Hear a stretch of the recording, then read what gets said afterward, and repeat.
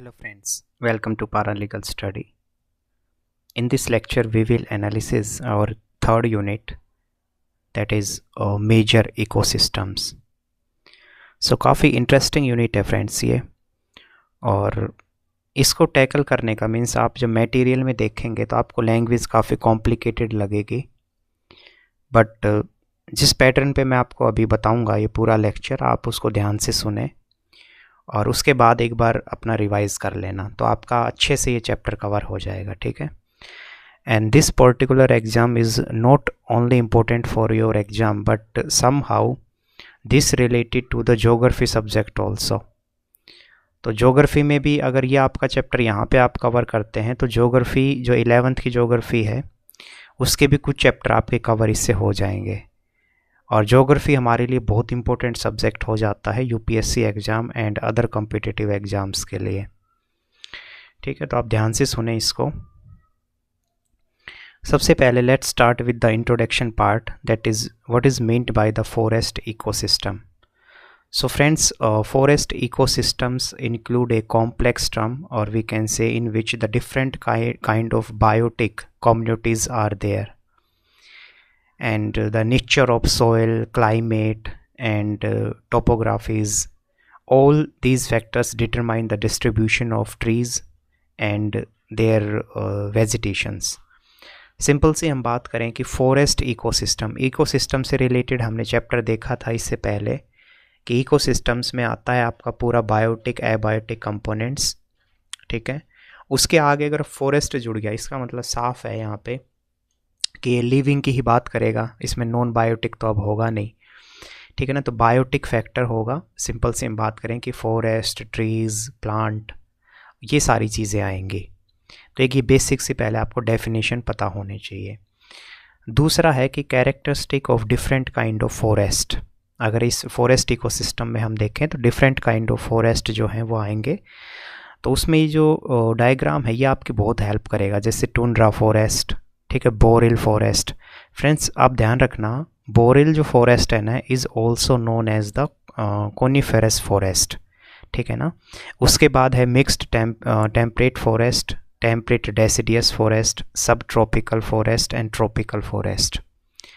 Friends मैंने अपने experience में चीज़ देखी है कि स्टूडेंट्स जो 12th भी पास आउट हो जाते हैं, आगे पूरा यूपीएससी की तैयारी में भी लग जाते हैं, लेकिन उनके बेसिक कॉन्सेप्ट क्लियर नहीं होते। मतलब आप उनसे पूछ लो ये ट्रॉपिकल, सब ट्रॉपिकल, टेम्परेट, ये सब जोन क्या है, तो शायद वो बता नहीं पाएंगे। तो आप हमेशा ध्यान रखें कि भीड़ जो है ना फ्रेंड्स, वो गारंटी नहीं है कि आप किसी अगर कहीं पे आप भीड़ देख रहे हैं तो इसका मतलब वहाँ पे सारे पढ़े लिखे ही लोग होंगे, नहीं। यूपीएससी में ना 95% लोग सिर्फ ऐसे ही उठ के आ गए हैं, वो उनको कुछ ना तो पता होता है और ना उनका ऑब्जेक्टिव है कुछ। सिर्फ 5% ही लोग ऐसे होते हैं सिविल सर्विस की तैयारी में जिनके बीच असली फ़ाइट होती है, ठीक है। तो 95% तो बस वो चकाचौंध, उसका एक रुतबा, IAS IPS का ऑफिसर का जो रुतबा है, एक इमेज, वो सब देख के आते हैं, ठीक है। तो भीड़ को हम साइड करते हैं। तो अगर आपको उन 5 कैटेगरी में जाना है, ठीक है, और सीरियस कैंडिडेट के रूप में अगर आपको तैयारी करनी है, तो इसको सबसे पहले आपको मैं जो बताऊंगा आप उस पॉइंट को ध्यान रखें। देखो इसमें आप क्या करेंगे, देखो इस डायग्राम को आप कहीं ना कहीं अपनी कॉपी में बना लीजिए, ठीक है। ये आपकी बहुत हेल्प करेगा। या आपकी जो ये मटेरियल है ना, ये इग्नू का मटेरियल जो अभी हम टॉपिक देख रहे थे, वहीं पे ही फॉरेस्ट इकोसिस्टम के वहीं पे आप एक ऐसा डायग्राम बनाइए, मिस एक सर्कल बना दीजिए, तो अर्थ हो गया वो। फिर बिल्कुल सेंटर में आपको पता है इक्वेटर है, ठीक है, 0 डिग्री जो लाइन है वो है इक्वेटर। इसके जस्ट थोड़ा सा ऊपर अगर हम देखें तो उसको सब इक्वेटोरियल भी हम बोल सकते हैं। बाकी मेन आपको समझना है जो 0 डिग्री पे इक्वेटर, उसके ऊपर जब जाएंगे तो वो है ट्रॉपिकल, ठीक है, नॉर्थ में भी ट्रॉपिकल, साउथ में भी। फिर ट्रॉपिकल के ऊपर वाला रीजन है सब ट्रॉपिकल।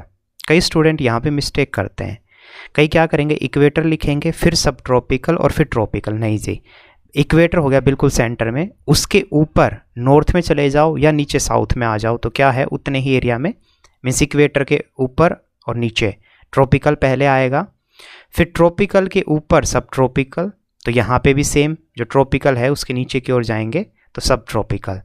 उसके ऊपर टेम्परेट, ठीक है ना, सेम साउदर्न हेमिस्फीयर में देखेंगे तो सब ट्रॉपिकल के बाद क्या आता है, टेम्परेट, फिर सब आर्कटिक और फिर आर्कटिक, तो ऊपर आर्कटिक नीचे अंटार्कटिक। ठीक है, तो वापस से चलता हूँ मैं, सिंपल सा, बीच में आपने सबसे पहले इक्वेटर डाला, सबसे ऊपर आर्कटिक डाल दीजिए, नीचे अंटार्कटिक डाल दीजिए, ऊपर नॉर्थ पोल हो गया, नीचे साउथ पोल हो गया, बीच में हो गया इक्वेटर। इससे ऊपर मैंने बताया ट्रॉपिकल, तो सेम साउथ साइड भी ट्रॉपिकल, फिर सब ट्रॉपिकल, सेम साउथ साइड में सब ट्रॉपिकल, ऊपर टेम्परेट टेम्परेट। ये आपको फ्रेंड्स बहुत क्लियर हो जाना चाहिए, बहुत क्लियर। ऐसा मैं क्यों बोल रहा हूँ, क्योंकि जैसे ये आपको देखो, अब वापस एक बार चलते हैं हम अपने टॉपिक पे। देखो अब मान लो ट्रॉपिकल है, सब ट्रॉपिकल है, ठीक है, इसके अलावा टेम्परेट है, टेम्परेट, सब ट्रॉपिकल और ट्रॉपिकल। तो अगर ये आपको अच्छे से पता है, देखो ट्रॉपिकल, तो इसका मतलब ट्रॉपिकल फॉरेस्ट जब कवर करेगा तो आपको तुरंत यहाँ पे आके देख लेना है कि अच्छा इस एरिया में ट्रॉपिकल फॉरेस्ट मिलते हैं। फिर अगर मान लो कह रहे हैं टेम्परेट, इसका मतलब तुरंत हमें क्लिक हो जाना चाहिए, अच्छा रशिया का जो ये रीजन है और ज़्यादातर यूरोप का हिस्सा ये टेम्परेट में आता है। ओह ठीक है जी। सब ट्रॉपिकल, अच्छा ये तो चाइना और इंडिया से ऊपर अगर हम देखें तो चाइना वाला जो रीजन है और वहाँ पे ये सब ट्रॉपिकल पड़ता है। तो ऐसे फ्रेंड्स आपको मतलब इसी से आपको आइडिया भी मिलेगा, और मैंने कहा MCQ जो आप किसी भी कॉम्पिटिटिव एग्जाम में बैठें वहाँ पे आपको एलिमिनेट करने में दिक्कत कभी नहीं होगी। और अगर आप डायरेक्ट इसको रटेंगे ना तो मगअप करने से ना फ्रेंड्स आप पास ज़रूर हो सकते हैं, आप बेस्ट कैटेगरी जो एक होती है ना इंटेलिजेंट स्टूडेंट्स की कैटेगरी, उसमें आप कभी नहीं आएंगे। मैं पर्सनली अपने एक्सपीरियंस से बता रहा हूँ फ्रेंड्स, मैं उस टाइप का स्टूडेंट नहीं हूँ, मीन्स मेरे से कभी नहीं रटा गया। मैंने हमेशा कॉन्सेप्ट क्लियर करने पे ध्यान दिया है, और कॉन्सेप्ट अगर आपके क्लियर हैं तो आप समझा भी बेहतर पाएंगे, और आप एटलीस्ट हर एग्ज़ाम में, आप जिस भी एग्ज़ाम में बैठेंगे आपकी तैयारी काफ़ी बढ़िया ही होगी। ठीक है, और लीगल फील्ड में तो हमें हमेशा रिसर्च, हमारी लाइन में हमेशा इस चीज़ पे फोकस किया जाता है कि आपकी अंडरस्टैंडिंग बहुत अच्छी होनी चाहिए सब्जेक्ट के प्रति। कोई भी चीज़ आप पढ़ रहे हैं आपकी अंडरस्टैंडिंग ही सबसे मेन है, और वो आएगी इन छोटी छोटी चीज़ों से, मीन्स आप इनको बहुत अच्छे से अगर समझ लेंगे तो फिर आपके लिए ईजी हो जाएगा। ठीक है ना, तो ये आपको जब समझ आ गया उसके बाद आप इनको थोड़ा सा पढ़ना स्टार्ट करेंगे। तो सबसे पहले जैसे मैंने बताया, चलते हैं टुंड्रा जो फॉरेस्ट है। ठीक है, इसमें आपकी इग्नू की बुक में टुंड्रा फॉरेस्ट का नहीं जिक्र कर रखा, लेकिन कोई बात नहीं, मैं आपको ये सारे फॉरेस्ट बताऊंगा और दिखाऊंगा भी, क्योंकि ना हमारे माइंड के साथ क्या होता है फ्रेंड्स, इमेज हमारा माइंड जल्दी कैप्चर करता है। कोई चीज़ हम पढ़ते हैं ना वो हमारे दिमाग में कम याद रहती है, अगर हम उसको इमेज के रूप में अपने दिमाग में बिठा लें वो ज़्यादा समय तक याद रहती है। तो टुंड्रा जो फॉरेस्ट है फ्रेंड्स उसके ऊपर चलते हैं सबसे पहले। देखो टुंड्रा जो फॉरेस्ट होते हैं ना फ्रेंड्स वो ऐसे होते हैं। अब आप कहेंगे यार ये तो बिल्कुल बर्फ़ ही बर्फ़ है, तो बिल्कुल सही सोचा आपने। तो इसका मतलब हमने जो आर्कटिक और अंटार्कटिक मीन्स जो बिल्कुल हम ऊपर वापस से चलते हैं वो आपको मैं दिखा देता हूँ एक बार, जस्ट अ मिनट।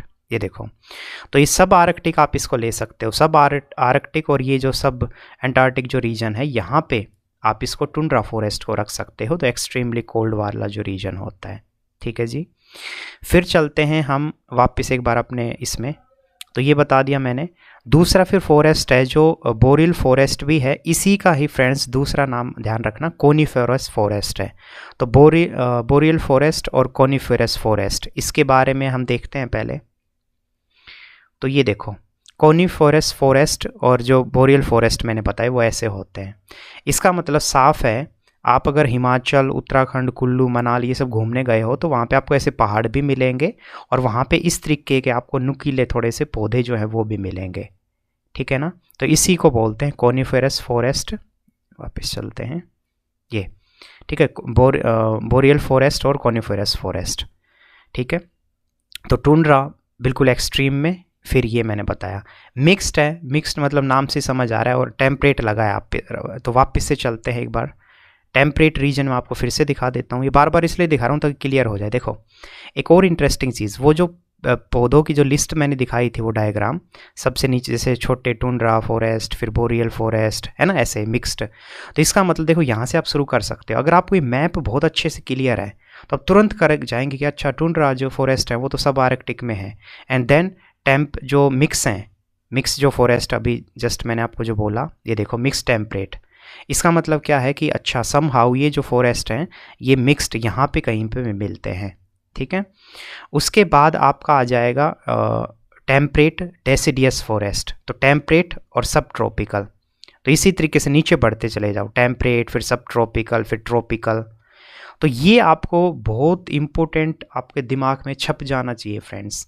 और फिर उसी हिसाब से जब आप ये पढ़ेंगे ना जैसे, तो आपको ईजिली ये कवर हो जाएगा ये पूरा टॉपिक, ठीक है। और आप करके देख लेना। तो इसको रटना नहीं है आपको, बिल्कुल भी नहीं रटना है, बस आपको ये फॉरेस्ट के नाम पता हो और जो है इसका जो मैंने पूरा प्रॉपर आपको डायग्राम जो दिखाया है वो सब चीज़ें आपको पता होनी चाहिए। और अगर आपको मैप क्लियर है तो आपका ये पूरा टॉपिक फ्रेंड्स क्लियर हो जाएगा, ठीक है। अब इसमें कुछ हैं, जैसे अगर टेम्परेट में ही मैं बात करूं तो वापस से एक बार चलते हैं। टेम्परेट में ये बोल रहा है एवरग्रीन फॉरेस्ट और रेन फॉरेस्ट। तो देखो ये टेम्परेट ऊपर भी है और यहाँ पे, तो ये जो टेम्परेट जो रीजन है इसमें दो टाइप के वो फॉरेस्ट बता रहा है। एक तो एवरग्रीन फॉरेस्ट, नाम से ही समझ आ रहा है, इसका मतलब ये यहाँ पे एवरग्रीन फॉरेस्ट है, ठीक है ना। एवरग्रीन जो फॉरेस्ट है तो निडल लाइक इनका मतलब ये दिखने में होंगे, ब्रॉड इनकी पत्तियाँ होंगी और एवरग्रीन है, हमेशा हरे भरे रहते हैं। और इसके अलावा ये जनरली थोड़ी ड्राई समर होगी, कूल मॉइस्ट विंटर, ये कुछ कुछ जो पॉइंट्स हैं आप हल्के फुल्के हर इसके देख लेना, ठीक है ना। तो आपको एक आइडिया मिल जाएगा कि अच्छा ये वहाँ पे फॉरेस्ट है, ठीक है। टेम्परेट रेन फॉरेस्ट, इसका मतलब नाम से समझ आ रही है कि ये टेम्परेट वाला ही हिस्सा है, लेकिन उस रीजन में भी वो रीजन टेम्परेट में जहाँ पे रेन काफ़ी अच्छी होती है, तो रेनफुल इज़ द हाई, तो वहाँ पे ये सब टेम्परेट रेनफॉल फॉरेस्ट होंगे, है ना।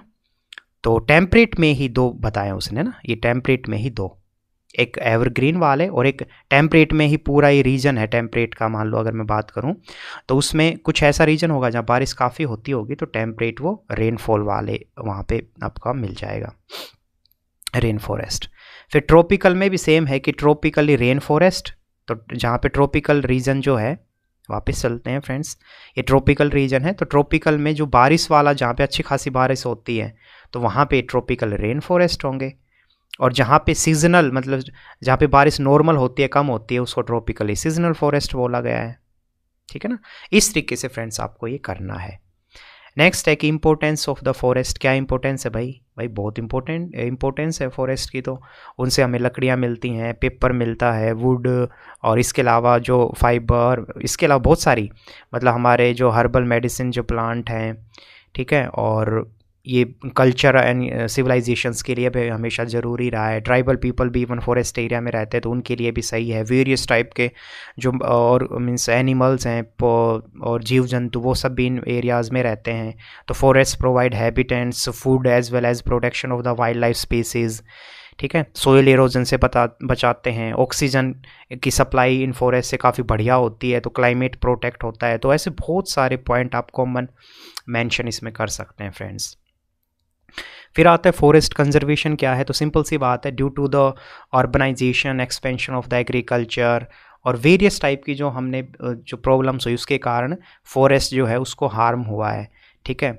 और उसी के चलते अगर हम बात करें कि फॉरेस्ट फिर कंजर्वेशन, अच्छा फिर ये जब पॉपुलेशन के कारण, और मैंने कहा कि डिफॉरेस्टेशन जो हुआ मीन्स सॉरी एक्सेस अमाउंट में cutting of the trees and forest, ये सारी जो चीज़ें हुई उसके कारण इन्वायरमेंट में प्रॉब्लम्स आई, उसके कारण पूरा नेचुरल हैबिटेट्स डिस्टर्ब हुआ।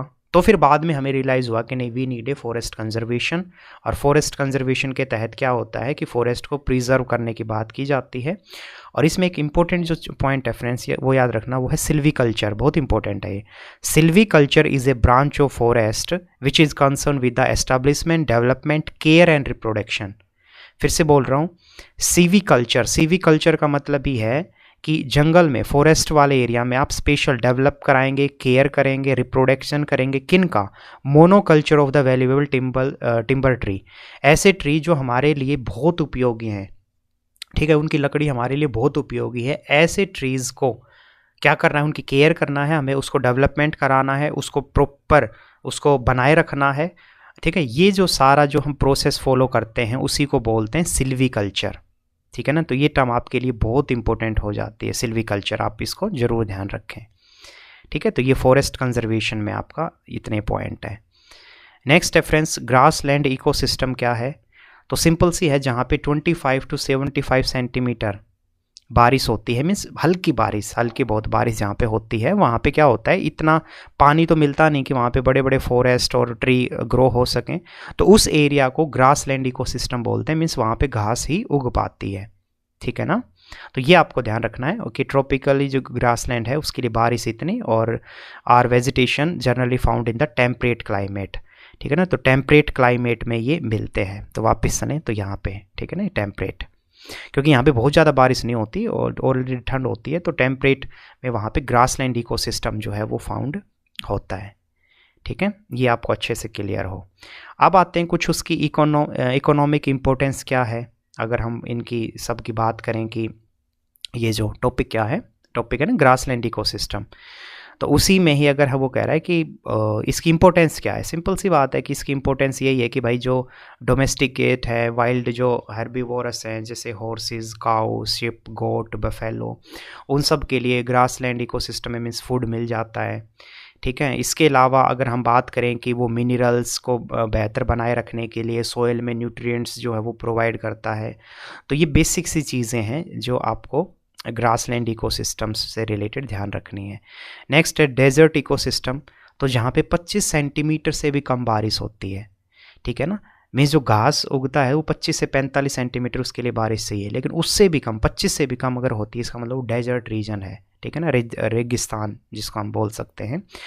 तो ये जो है बिल्कुल जैसे डेजर्ट ऑस्ट्रेलिया, अरेबिया, ये सब में भी पाया जाता है। आपको पता है इंडिया पाकिस्तान के जो लगता बॉर्डर है वहाँ पे भी, जैसे राजस्थान में, तो ये कुछ है। तो सिंपल है जो बारिश की मैंने बताया, और इसके अलावा इसी को डेजर्ट को ही रेन शेडो जोन भी बोलते हैं।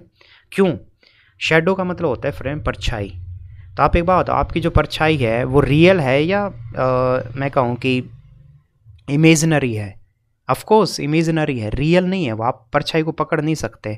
तो सेम है, desert is also known as the rain shadow. इसका मतलब कि बारिश किसी दूसरी तरफ तो होती है लेकिन डेजर्ट की साइड नहीं होती। इसका मतलब बस वो परछाई के रूप में हमें ऐसा लगता है कि बारिश वहाँ हो रही है, शायद यहाँ पे भी हो जाएगा, बट ऐसा होता नहीं है। तो इसी को रेन शेडो भी बोलते हैं, कि मीन्स बारिश की परछाई, कि वो बारिश नाम मात्र बस दिखाई देती है लेकिन होती नहीं है। ठीक है ना, तो ये डेजर्ट वाला पूरा आप थोड़ा सा ध्यान रखें। और डेजर्ट एरिया में फ्रेंड्स जो पौधे होते हैं वो स्कर्ब्स, झाड़ियाँ जो होती हैं कटीली, वही सब बस उगते हैं, और बाकी इसमें ज़्यादा प्लांट्स जो हैं वो होते नहीं हैं। अच्छा, ये जो फ्रेंड्स ध्यान रखना, आपकी बुक में अजीब व गरीब जो नाम है ना, ये बिल्कुल भी नहीं करना है, ना आपके किसी एग्जाम पॉइंट ऑफ व्यू से ज़रूरी हैं और ना ही कोई वो आप याद कर पाएंगे। ठीक है, तो जो मैं आपको पैटर्न पे बता रहा हूँ, जो चीज़ें आपको बता रहा हूँ, बस आपको उतना ही ध्यान रखना है फ्रेंड्स। ठीक है, तो ये हो गया फ्रेंड्स हमारा। नेक्स्ट है एक्वेटिक इकोसिस्टम। तो देखो एक्वेटिक नाम से ही समझ आ रहा है, एक्वेटिक का मतलब होता है फ्रेंड्स जो पानी से रिलेटेड, अगर हम बात करें वाटर जो इकोसिस्टम है उससे रिलेटेड है। तो एक्वेटिक इकोसिस्टम को फ्रेश वाटर इकोसिस्टम और मैराइन इकोसिस्टम और ब्रैकिश जो वाटर इकोसिस्टम, तीन रूप में हम बांटते हैं। फ्रेश वाटर इकोसिस्टम नाम से ही समझ आ रहा है, लेक, पॉन्ड, ये रिवर्स, ये सब आ जाएंगे। मैराइन जो है उसमें सी आ जाएगा, ठीक है, और ओपन ओशन, समुंदर, और शैलो सी मतलब हल्का समुंदर जो एरिया होता है वो मैराइन इकोसिस्टम। ब्रैकिश का मतलब होता है जैसे मैंग्रोव जो फॉरेस्ट होते हैं, सॉल्ट मार्सेस, एस्चुरीज, ये मैं आपको आगे थोड़ा सा बताऊंगा इसके बारे में, एस्चुरीज और ये क्या होते हैं। बट आपको एक ओवरऑल आइडिया मिल गया यहाँ पे कि फ्रेश वाटर में मेन है लेक, पॉन्ड, रिवर्स, मैराइन में है आपका shallow sea, open ocean, and फिर जो बचा जो रीजन जैसे एस्चुरीज, ठीक है, फॉरेस्ट, मैंग्रोव, स्वैप्स, ये आएंगे ब्रैकिश में। तो तीन उसमें हम डिवीज़न करते हैं एक्वेटिक का। ठीक है ना। अब ये देखो एक्वेटिक जो ऑर्गेनिज्म है इसमें आपको क्या करना है, ये जैसे सारे डायग्राम है ना, ये सब ये जो है जैसे न्यूस्टन्स, ठीक है, पेरिफिटॉन, प्लैंकटन, तो ये यहाँ से मत रटो, आपको सीधा सा एक ट्रिक बताता हूँ। ये अगर आपने कर लिए ना तो आपको ये पूरा ऑर्गेनिज्म वाला जो एक्वेटिक जो ऑर्गेनिज्म है, ठीक है ना, कि लाइफ स्टाइल जो समुद्र में जो ऑर्गेनिज्म है वो किस तरीके से रहते हैं, क्या क्या उनका पूरा एक फंक्शन होता है, वो आप यहाँ से मत रटो, सीधा ट्रिक मैं आपको बता रहा हूँ, यहाँ से करो। तो देखो इसका सबसे बढ़िया है, अब ये है न्यूस्टन का क्या मतलब होता है, ठीक है, तो इसका मतलब होता है ये organism associated with the surface film of water. Simple सी बात है कि जो सरफेस बिल्कुल ऊपरी स्तर पे जो ऑर्गेनिज्म रहते हैं ना उसको बोलते हैं न्यूस्टन। ठीक है, ये हो गया जी। नेक्स्ट है हमारा नेक्टोन, ठीक है। तो नेक्टोन में क्या आ जाएगा, ये aquatic animals that swim strongly and are able to overcome water currents. जो पानी होता है ना, वाटर करंट्स जो एक वेव उठती हैं उसके थ्रू ये क्या है, ये ऊपर आ जाते हैं, ओवरकम। और इसके अलावा ये अच्छे खासे स्विम स्ट्रांगली मीन्स तैरने में बहुत ज़बरदस्त होते हैं ये, तो ये आ जाएगा न्यूक्टॉन में, ठीक है। नेक्स्ट है ये बेंथोस। इसमें क्या है, इसके में आएगा the group of plant and animal which are found living in और on the bottom of the aquatic. जो एक्वेटिक इकोसिस्टम के नीचे बिल्कुल तलैटी में जो रहते हैं उसको बोलते हैं बेंथोस। प्लैंकटोन क्या है, ये तो फ्रेंड्स आपने ज़रूर सुना भी होगा, ठीक है, ये बहुत इंपॉर्टेंट है। प्लैंकटोन्स का मतलब होता है माइन्यूट साइज़ के ऐसे एक्वेटिक प्लांट्स और एनिमल्स जो समुंदर, रिवर, हर जगह मौजूद होते हैं। और ये जो प्लैंकटोन्स होते हैं ये ऑर्गेनिज्म होते हैं, they are incapable of independent movement, ये इंडिपेंडेंट मूवमेंट नहीं कर पाते, तो वाटर के करंट के साथ ही एक जगह से दूसरी जगह मूव करते हैं, तो ये होते हैं प्लैंकटोन्स, ठीक है। और बचा क्या अब, तो पेरिफेटोन। पेरिफेटोन में क्या आ जाएगा, ये plant and animal that cling on to the rooted water. तो सिंपल है कि जो मिट्टी होती है, जड़ें जो होती हैं पौधे की, उसी के साथ ये क्या होते हैं, क्लिंग्स मीन्स एक तरीके से तैरते हैं, उसी के साथ ये जुड़े रहते हैं।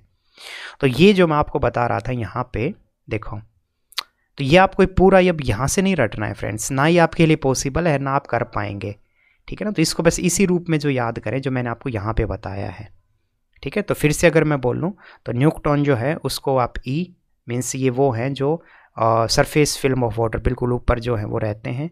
डी नेक्टोन का क्या मतलब है, तो डी वाला एक्वेटिक एनिमल जो अच्छे खासे स्ट्रांगली स्विम करते हैं और वाटर के करंट के साथ वो एक जगह से दूसरी जगह बहते हैं। और ये जो है आपका बेंथोस, ठीक है, तो इसमें क्या आ जाएगा, ये प्लांट और एनिमल जो कि बॉटम में बिल्कुल तलैटी में एक्वेटिक इकोसिस्टम के नीचे रहते हैं, बिल्कुल नीचे। प्लैंकटोन्स का मतलब ये सी पूरा और ये, ठीक है। तो ये आपने कर लिया, ऊपर का टॉपिक आपका हो गया। इसी को स्मार्ट स्टडी बोलते हैं, गधों की तरह नहीं पढ़ना है, ठीक है ना। नेक्स्ट है फ्रेंड्स फ्रेश वाटर इकोसिस्टम। तो फ्रेश वाटर नाम से मैंने आपको जो बताया कि पॉन्ड हैं, लेक्स हैं, रिवर्स हैं, ठीक है, उन्हीं को फ्रेश वाटर इकोसिस्टम बोलते हैं। और इसी का एक और है फ्रेश वाटर इकोसिस्टम जो है उसको टू मेन डिवीज़न है, एक है लैंटिक। लैंटिक का मतलब होता है काल्म, शांत, जैसे लेक्स होती हैं, ठीक है ना। लेक्स जो हैं वो कहीं बहती थोड़ी ना है, झील मतलब शांत है वो, तो लैंटिक, लैंटिक मतलब काम, काम कंपोज, बिल्कुल शांत रहना, तो फ्रेश वाटर, तो जो लैंटिक हो गया। और दूसरा दूसरा है लोटिक। लोटिक का मतलब, इसका मतलब होता है रनिंग, जो दौड़े, तो जैसे रिवर, स्ट्रीम। तो ये सिंपल है, simple, very simple. Fresh water ecosystem मैंने बताया मीठे पानी का इकोसिस्टम दो तरीके का होता है। लैंटिक, लैंटिक का मतलब होता है जो काम है, कंपोज है, बिल्कुल शांत, लेक, ठीक है, मार्सेस, पॉन्ड, पॉल्स, ये सब आ जाएंगे लैंटिक। और लोटिक, लो है ना, तो लोटिक का मतलब होता है तैरने वाला, रनिंग, चैनल्स के फॉर्म में ये, तो वो रिवर है। तो ये पूरा वाटर का आपको ध्यान रखना है। अब आते हैं फ्रेंड्स लेक और इम्पाउंडमेंट एंड वेटलैंड्स क्या होते हैं। बिल्कुल भी नहीं रटना है, बिल्कुल भी नहीं, बहुत इजी है। देखो लेक क्या होता है, लेक का मतलब होता है कि mostly lake occur in the region where are recently been the geographical changes. Simple से हम बात करें कि लेक मतलब झील, कि कोई ऐसा जियोग्राफिकल कोई चेंज हो गया जिसके कारण जो, अगर हम बात करें वहाँ पे जो झीलें हैं धीरे धीरे बननी स्टार्ट हो जाती हैं। और वो झील जो है याद रखना बहुत पुरानी भी है, मीन्स काफ़ी टाइम पुरानी होती है। जैसे यहाँ पे लोकतांग लेक है, ठीक है, और ये मेन वाटर बॉडी है वहाँ पे जो आपके कश्मीर में, ठीक है, लोकतांग लेक हो गया। तो एक तो ये सिंपल झील के बारे में आपको जैसे ये इस तरीके से ना, और काफ़ी समय पहले से ये मौजूद होती हैं। तो ये लेक में बस आपको इतना ही ध्यान रखना है। अब आते हैं इम्पाउंडमेंट का क्या मतलब होता है, ठीक है। तो आप यहाँ से इसको कॉम्प्लिकेटेड तरीके से ना समझे, मैं आपको बताता हूँ friends, wait a minute.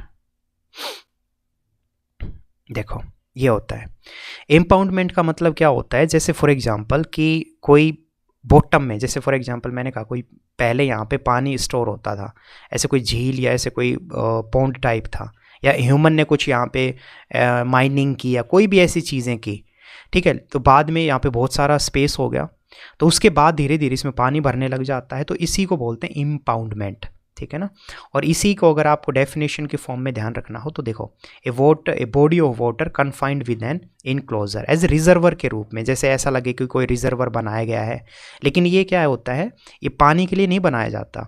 Main है कि किसी कोई काम वहाँ पे हुआ, कोई खुदाई होगी इस तरीके से, और बाद में पानी स्टोर हो गया, तो इसको बोलते हैं इम्पाउंडमेंट, ठीक है ना। तो इम्पाउंडमेंट हो गया एक। तो वापस चलते हैं फ्रेंड्स, ये जो मैं आपको बता रहा था यहाँ पे कि लेक मैंने आपको बताया, ठीक है, इम्पाउंडमेंट। अब आते हैं वेटलैंड्स। वेटलैंड फ्रेंड्स बहुत इंपॉर्टेंट होते हैं हमारे लिए, बहुत इंपॉर्टेंट। और वेटलैंड के लिए जो सबसे बढ़िया तरीका है वो है, आपको ये देखो, मीन्स अगर सिंपल से हम बात करें कि ये कितनी सारी डायग्राम है तो आपके माइंड में अच्छे से छप जाएगा। देखो, ये देखो, मतलब खूब सारा square of thousands of square kilometre में पूरा ये फैला हुआ होता है वेटलैंड एरियाज़, ठीक है। और इसमें क्या होता है कि ये परमानेंटली होते हैं, परमानेंटली भी होते हैं वेटलैंड्स, और कुछ पीरियोडिकली भी टाइम पीरियड के लिए होते हैं।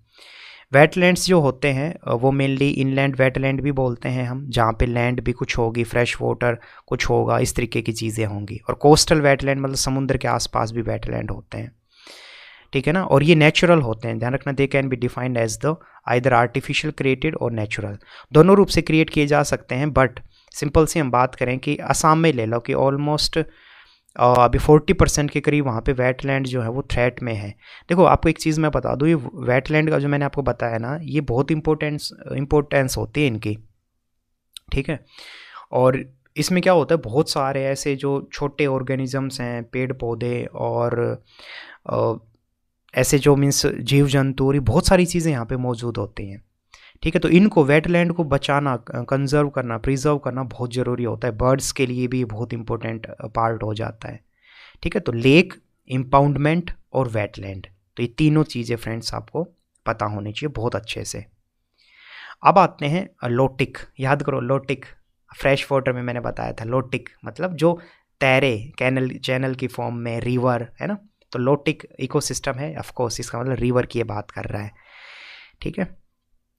अब इसमें क्या है, बायोटा ऑफ रिवर्स, कि जो रिवर्स के जो अगर हम बात करें बायोटा, तो उसमें क्या है, जैसे एनिमल्स हैं, अच्छा जी, इसके अलावा प्लांट्स हैं। अब ये क्या मतलब है कि बायोटा ऑफ रिवर्स का मतलब, it's very simple, that the biota of both the rapidly flowing and the slowing flowing section of the river are very distinct.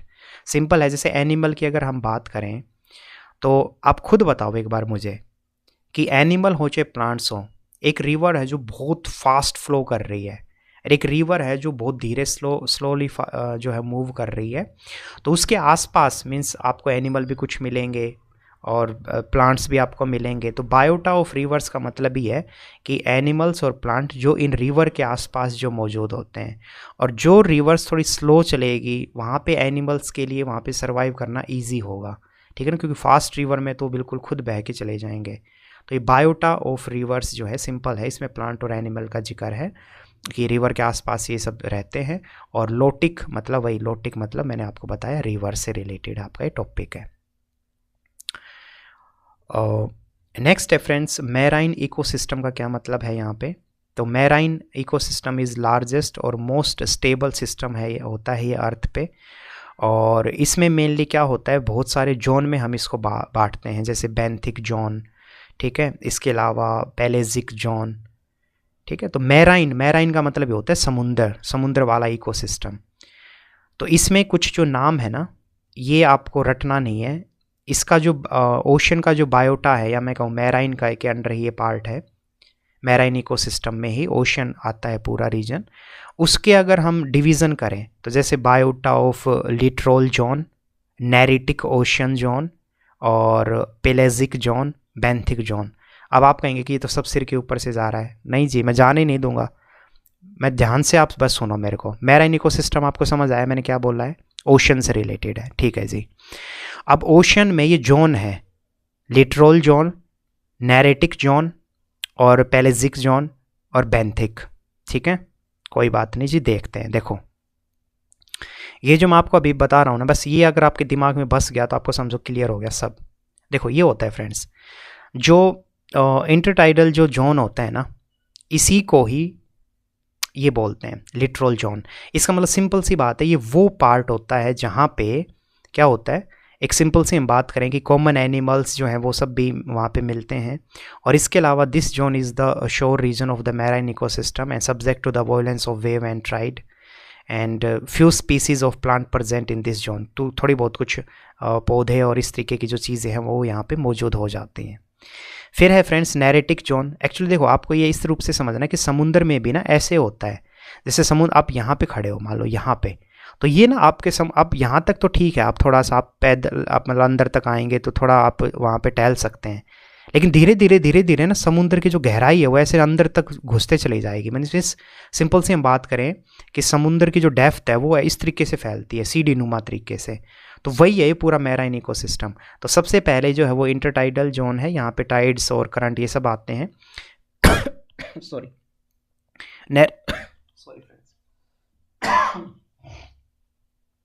Sorry वो ना बोल के कई बार क्या होता है कि गला थोड़ा सा ख़राब हो जाता है। खैर, तो इंटरटाइडल जो जोन है ये मैंने आपको बताया। फिर है नैरेटिक जोन, तो इसका मतलब इसके ठीक नेक्स्ट वाला जो हिस्सा है तो वो थोड़ा सा एक बार ये मैंने आपको बताया।